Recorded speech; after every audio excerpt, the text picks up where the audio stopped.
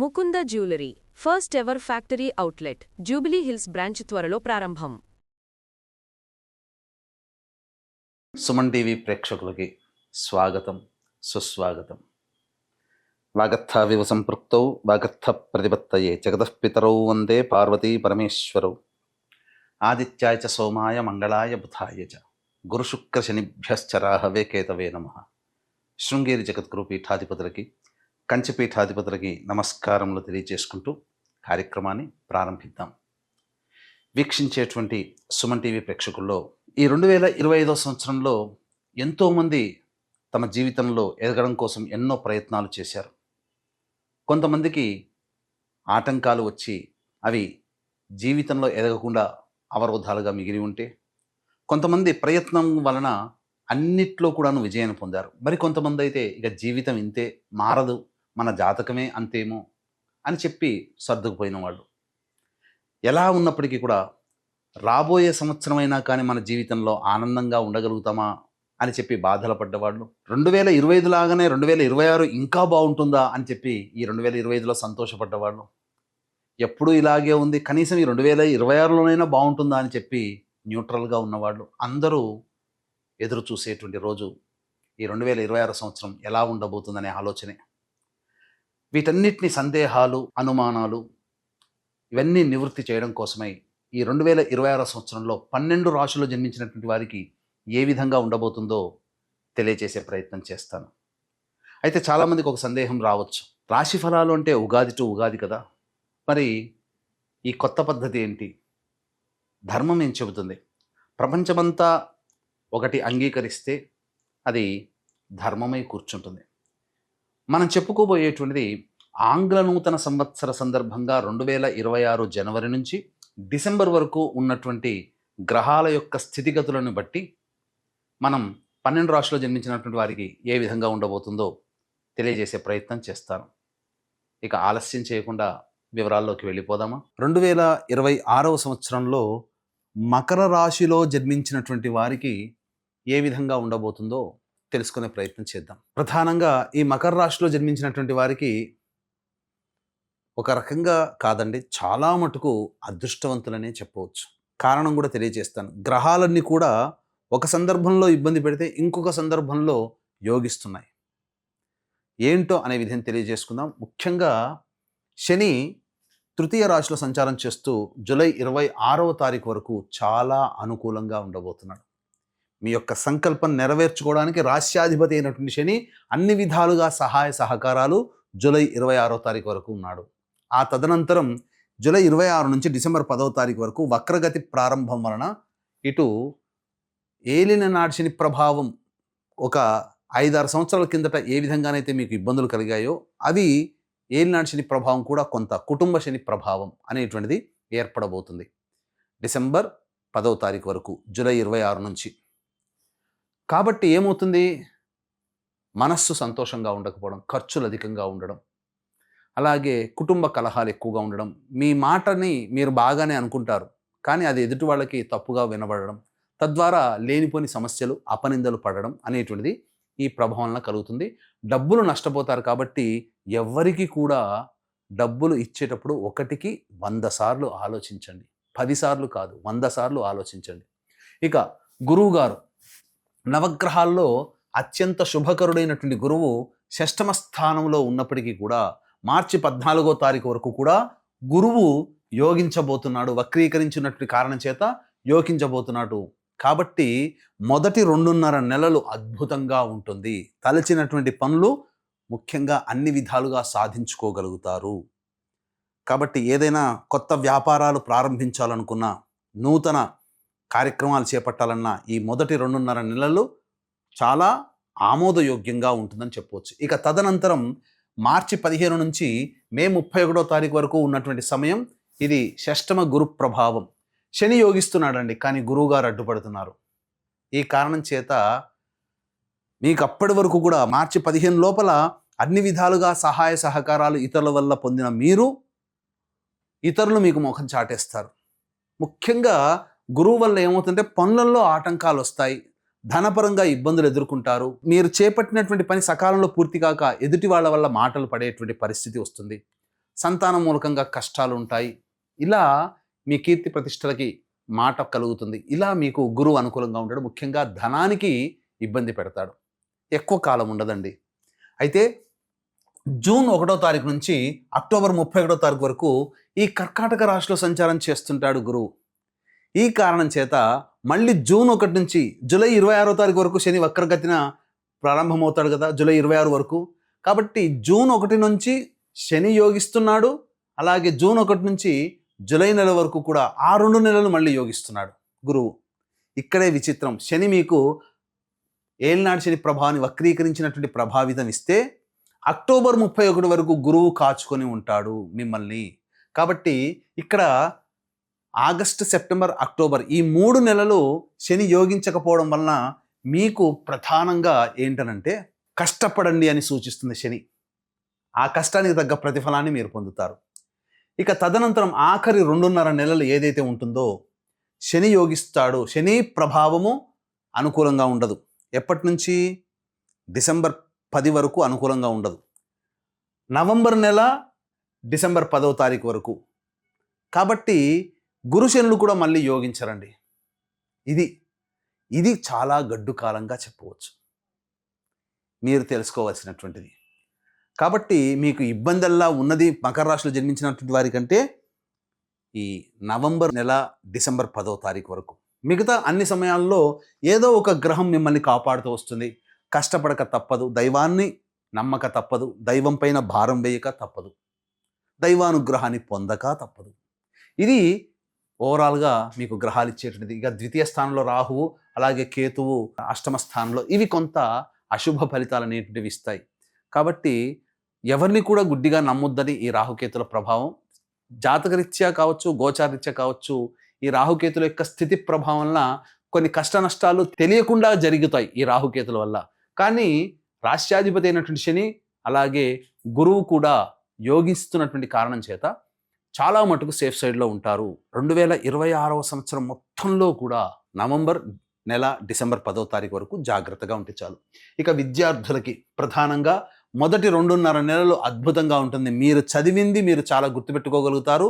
మీరు గుర్తుపెట్టుకున్నదే మీరు ఎగ్జామ్లో రావడం అన్ని విధాలుగా అనుకూలంగా ఉంటుంది. కాబట్టి ఎగ్జామ్స్ అన్ని చాలా బాగా చేసామని చెప్పి మీరు అతి ఆత్మవిశ్వాసాన్ని ప్రదర్శించారా, గురువు మీకు ఇక్కడ షష్టమ స్థానంలో స్థితి మార్చి 15 నుంచి మే 31వ తారీఖు వరకు, ఆ సమయం పోటీ పరీక్షలకి చాలా అనుకూలంగా ఉండేటువంటి సమయం. కాబట్టి ఆ సమయంలో నిర్లక్ష్యం కూడదు.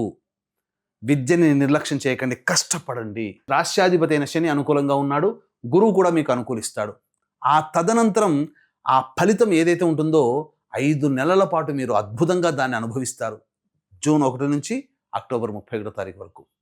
కాబట్టి ఓవరాల్గా చూసుకుంటే అబౌవ్ 70% లైఫ్ ఈ మకర రాశిలో జన్మించినటువంటి వారికి చాలా ఆనందదాయకంగా ఉంటుంది. విద్యార్థులు మంచి ఉన్నతమైనటువంటి విద్యలో ఉంటారు.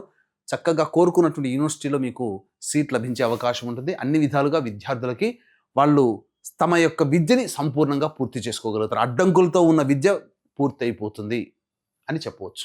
ఇక ఉద్యోగ విషయాల గురించి ముందు తెలియజేసుకునే ప్రయత్నం చేద్దాం. ఉద్యోగంలో ఎలాంటి ఇబ్బందులు ఉంటాయి, ఎప్పుడు ఉద్యోగం మారాలి, నిరుద్యోగస్తులకి ఎప్పుడు ఉద్యోగం వస్తుంది అనే విషయం. ఇక వివాహ సంబంధముగా చూసుకున్నట్లయితే ప్రధానంగా మొదటి 2.5 నెలల పాటు విడిపోవాలనుకున్న దంపతులకి కలుసుకునే అవకాశం ఉంటుంది. కొత్త ప్రేమలు చిగురిస్తాయి, కొత్తగా ప్రేమికులు అవుతారు.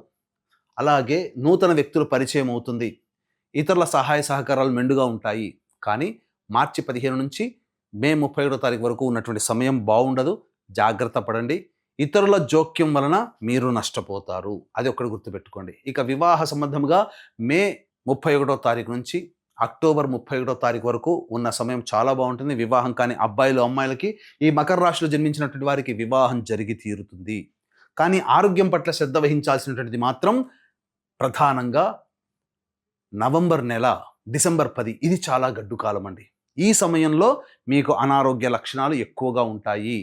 అలాగే ప్రధానంగా మార్చి 15 నుంచి మే 31వ తారీఖు వరకు ఉన్న సమయం కూడా అనారోగ్య సమస్యలు. కాబట్టి 2.5 నెలలు, 1 నెల 10 రోజులు, వెరసి 3 నెలల 25 రోజుల పాటు మీ ఆరోగ్యం పట్ల శ్రద్ధ వహించాలి. నవంబర్ డిసెంబర్ 10 వరకు, అలాగే మార్చి 15 నుంచి మే 31 వరకు ఈ సమయం ఆరోగ్యానికి అనుకూలంగా ఉండదు. కొత్త అనారోగ్యాలు రావడం కానీ, హెరిడిటీగా వచ్చే బీపీ, షుగర్, థైరాయిడ్ లాంటి ప్రాబ్లమ్స్ కానీ మీరు ఫేస్ చేయాల్సినటువంటి పరిస్థితి వస్తుంది. ఇక ఈ సంబంధించినటువంటి మకర రాశిలో జన్మించినటువంటి వారికి విదేశీ యానానికి వెళ్ళాలనే కోరిక సంపూర్ణంగా నెరవేరబోతుంది. విదేశంలో స్థిరపడినటువంటి వాళ్ళకి H1B వీసాలు జూన్ నుంచి అక్టోబర్ మధ్య కాలంలో సంప్రాప్తమయ్యే అవకాశం గోచరమవుతుంది. మొదటి 2.5 జనవరి, ఫిబ్రవరి నెలలు కూడా చాలా అనుకూలమే అని చెప్పవచ్చు. ఇక వ్యాపార రంగంలో ఉన్నటువంటి వాళ్ళకి, అన్ని రకాలైనటువంటి వ్యాపారస్తులకి ఇది చాలా అద్భుతంగా ఉంటుంది. మొదటి 2.5 నెలలు, అలాగే జూన్ 1 నుంచి అక్టోబర్ 31 వరకు అన్ని విధాలుగా ఏ వ్యాపార రంగంలో ఉన్నటువంటి వాళ్ళకైనా కానీ మంచి అభ్యున్నతి ఉంటుంది. కొత్త వ్యాపారాలు ప్రారంభించవచ్చు. వ్యాపార విస్తరణకి కూడా అనుకూలంగా ఉంటుంది అని చెప్పవచ్చు.